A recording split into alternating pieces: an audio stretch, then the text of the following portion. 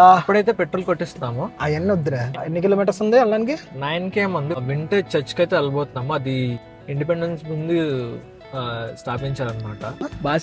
బాసిల్కా బాన్ Jesus అనే church కి అయితే వచ్చాము. సో లాన్ కి వెళ్లే ముందు ఒక చిన్న షార్ట్ బ్రేక్ తీసుకొని వెళ్తే బెటర్. సో అక్కడ ఉంది చూసారా చర్చ్, నా బ్యాక్ సైడ్ అక్కడికే వెళ్ళబోతున్నాం. చూసారా ఇక్కడ ఉంది అది చర్చ్. అది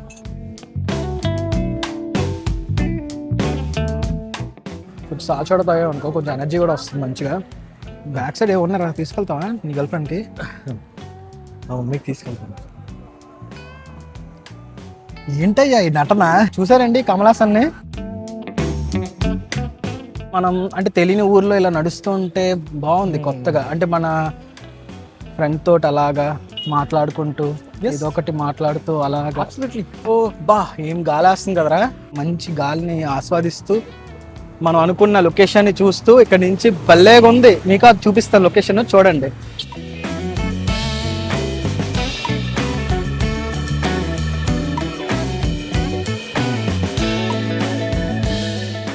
ఇది ఏమై చేసాం మూవీలో ఉందంట. సో నాకైతే హ్యారీ పాటర్ మూవీ అయితే గుర్తొస్తుంది నాకు ఇది చూస్తుంటే. సేమ్ హ్యారీ పాటర్ లాగా ఇవన్నీ ఇలా చూస్తుంటే హ్యారీ పాటర్ థీమ్ గుర్తొస్తుంది. సో చూసారా ఇక్కడ నుంచి వ్యూ ఎంత బాగుందో.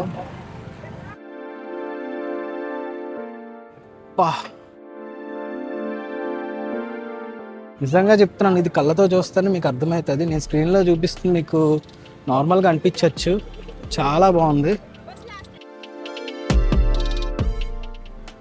సో చూసారా లాన్ ప్రేయర్ జరుగుతుంది కదా. బాగుందిరా సాంగ్.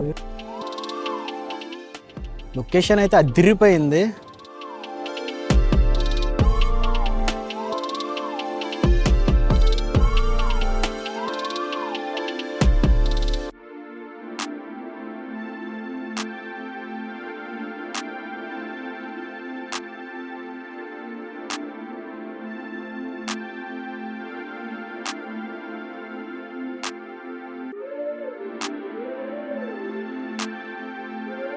గైస్ మేము ఇక్కడ కొన్కొనిలో మేము తిన్నామని చెప్పాం కదా, ప్రాన్ పులావ్ ఇంకా కొన్ని స్టార్టర్స్ అవన్నీ అరిగిపోయాయి ఇప్పుడు. అవన్నీ ఇక్కడ క్యాలరీస్, అక్కడ ఎంత క్యాలరీస్ మనం ఇంక్రీజ్ చేసుకున్నామో ఇక్కడ ఇది అయిపోయింది. ఎందుకంటే చూడడానికి అంత మంచిగా ఉంది. అంటే అలా చూస్తూనే ఉన్నాం, నడుస్తూనే ఉన్నాము. అండ్ ఇక్కడ పార్కింగ్ కూడా మేము ఒక 300 meters అవతల పెట్టేసాం.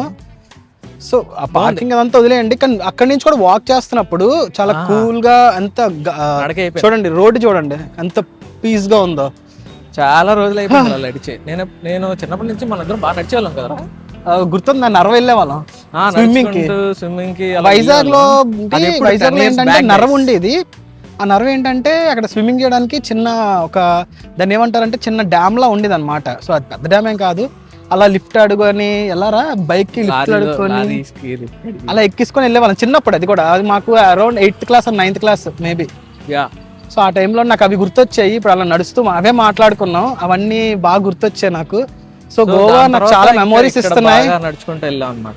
అదే. సో గోవా కూడా నాకు చాలా మెమోరీస్ ఇస్తున్నాయి. నెక్స్ట్ చూసారా ఈ బస్సు, గోవాలో మ్యాక్స్ ఇలాంటి బస్సెస్ ఉంటాయి, ఓల్డ్ బస్సెస్ ఇవి. హోటల్ బీచ్కి వెళ్ళే దారిలోని మాకు ఈ లొకేషన్ కనబడింది.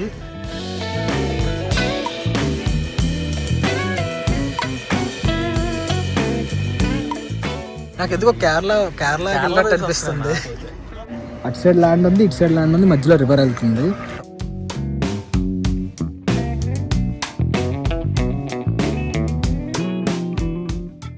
సో బ్యూటల్ బీచ్కి అయితే వచ్చి ఈరోజు కూడా సన్సెట్ మిస్ అయ్యాం. బట్ ఓకే, చాలా ఎక్స్పీరియన్స్ చేసాం మధ్యలోని. మేము కనిపించకపోయినా మీకు లొకేషన్ అయితే చూపించడం ట్రై చేస్తాం. ఇట్టారా బీచ్. సో ఇక్కడ చూసారా బీచ్ అని రాసుంది చూసారా.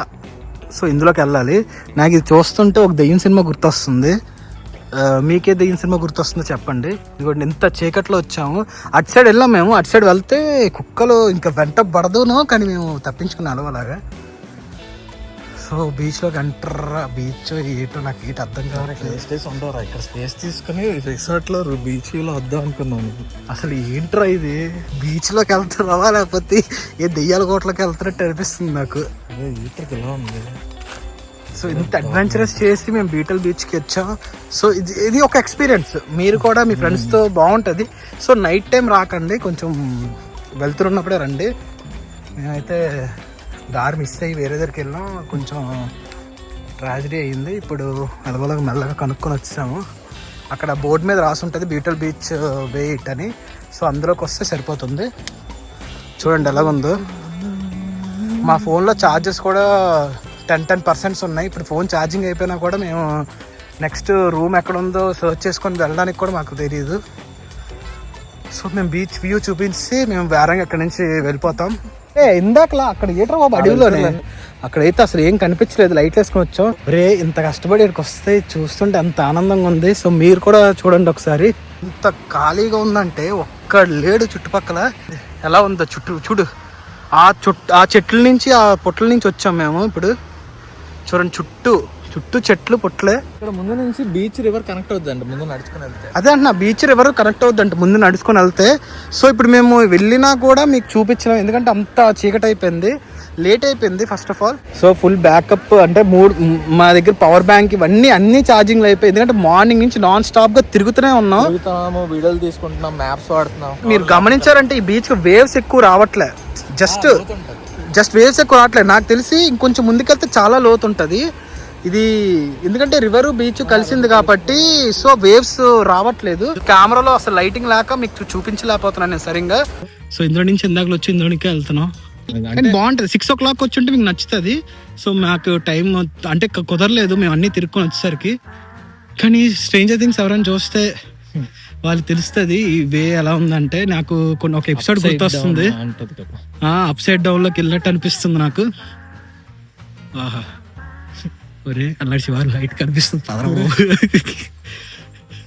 చూడండి ఎలా ఉందో. బాబు ఏం వస్తాయో ఏం పోతాయో నాకు తెలియట్లేదురా, ఏదేదో బెత్తగా తగులుతుంది. పద అరే ఏంట్రా నన్నకు తోసేస్తురా, మీకు కనిపించట్లేదు రారా, ఇల్లురా లైట్. ఒరే ఉండు, నేనే ముందుండ లైట్ వేసాను కాబట్టి.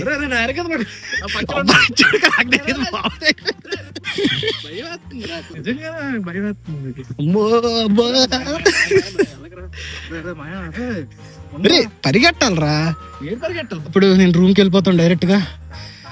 ఇంకొంచెం రెస్ట్ తీసుకోవాలి, ఈరోజు చాలా అలిసిపోయాను. ఇలా ఉంటుంది చూడండి. నేను ఏదో సినిమా చూసాను రీసెంట్ గా, ఇటువంటి బీచ్.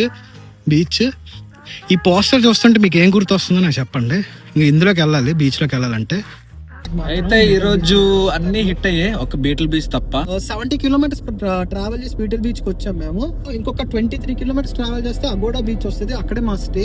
ఇక్కడ దగ్గరలో చూసాం కానీ మినిమం 10,000 ఛార్జ్ చేస్తారు. మేము 6 hours ఉంటాం, 6 hours కి 10,000 ఇవ్వడం అంటే అది వర్త్ కాదు, అవుట్ ఆఫ్ బడ్జెట్ అవుతుంది. సో మేము బడ్జెట్ లో ప్లాన్ చేసుకున్నాం కాబట్టి మేము ఇంకా స్టేకి కొంచెం అగోడా ఫోర్ట్కి వెళ్ళిపోయామంటే, అగోండా బీచ్కి వెళ్ళిపోయామంటే అక్కడ దగ్గరలో ఏదైనా మంచి రిసార్ట్ ఉండొచ్చు, బీచ్ రిసార్ట్స్ కూడా ఉంటాయి. దానికి మనం 10,000 పెట్టుకున్నా నాకు వర్త్ అనిపించింది.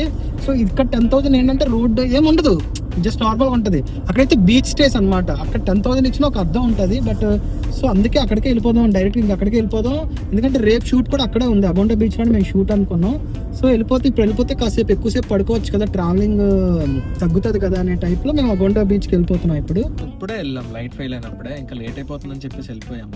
ప్లేస్ కొంచెం ఎలా అంటే చాలా భయంకరంగా ఉంది. So thanks for watching, please subscribe.